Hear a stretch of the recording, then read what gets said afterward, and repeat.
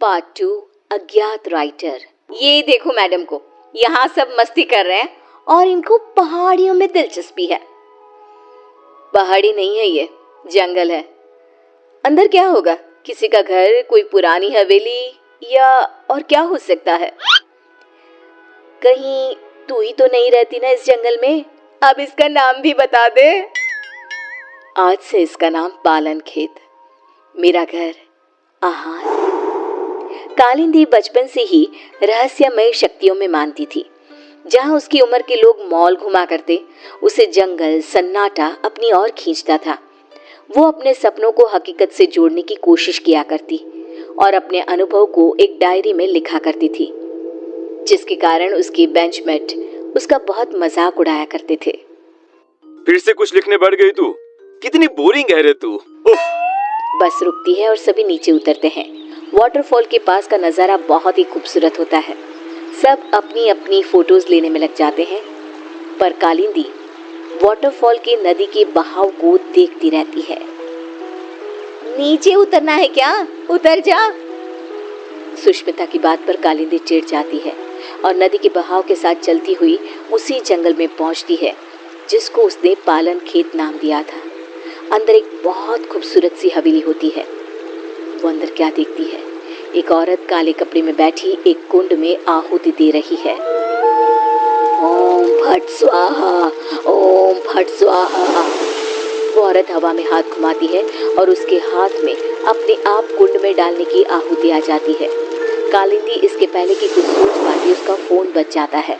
अगले दिन college canteen में जब सब लंच कर रहे होते हैं, कालिंदी गेट से अंदर आती है। यहाँ क्या कर रही है तू? अरे अरे तेरी डायरी कहाँ गई बहन जी? आज बड़ी सोशल बन रही हो कालिंदी, क्या बात है? सुष्मिता के सभी दोस्त कालिंदी को परेशान करने लग जाते हैं। कालिंदी रोती हुई कॉलेज के टेरेस पर जाती है। अब बहुत हुआ, इन लोगों की हेकड़ी ना उतारी मैंने तो मेरा नाम कालिंदी नहीं। कालिंदी बस पकड़कर पालन खेत निकल जाती है और उसी औरत के पास जाकर कहती है, मुझे मदद चाहिए आपकी। ये सब मुझे बहुत नीचा दिखाते हैं। अब तो यहाँ से या मैं मर कर जाऊंगी या बदला लेकर। वो जो कहते हैं उन्हें कहने दो। सामने देखो तुम्हारी डायरी और पेन।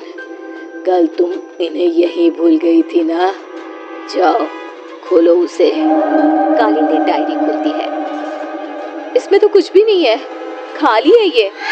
पेन को उठाओ और कुछ लिखो। तुम जो चाहोगी वो मिल जाएगा तुम्हें। अब तो खुश हो ना तुम? कालिंदी पेन उठाकर किताब में लिखने लगती है। वहाँ बहुत सारी किताबें आ जाती हैं। ये तो सच में जादू हो गया। तुम्हारा मन बहुत अच्छा है बेटी, जाओ अब खुश रहो। कालिंदी वापस कॉलेज जाती है और अपनी ही धुन में मगन हो जाती है। उसकी खुशी बाकी लोगों से बर्दाश्त नहीं होती और उसके पीछे के कमरे के बाहर सभी ताका झाकी करने लग जाते हैं। अब क्या मांगू? चांद, छोटा सा चांद हाथ में कैसा लगता होगा ना?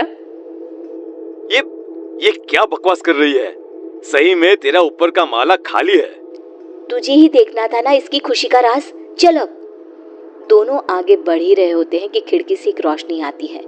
दोनों देखते हैं कि कालिंदी के हाथ में सच में चांद है। ये मेरी आंखों का धोखा है। धोखा है, ऐसा कैसे हो सकता है? नहीं। ये भ्रम नहीं है, ये सच्चाई है। पर इसे ये कहां से मिला? सोच, अगर हम इसे चुरा ले तो? और रोहन उस पेन को चुराने में जुट जाता है।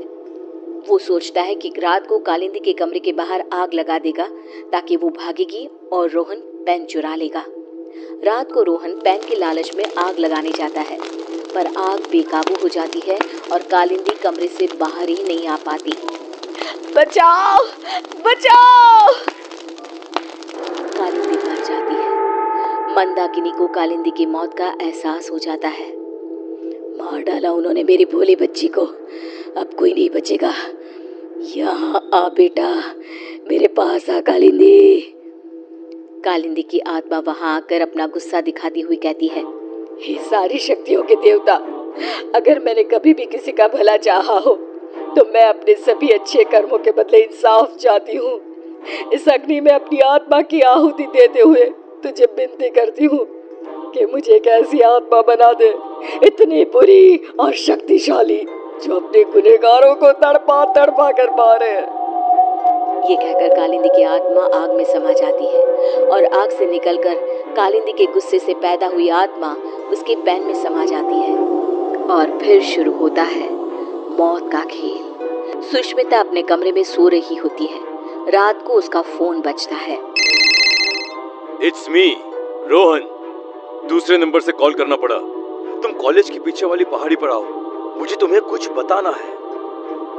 इसके पहले कि सुष्मिता कुछ बोल पाती, फोन कट हो जाता है।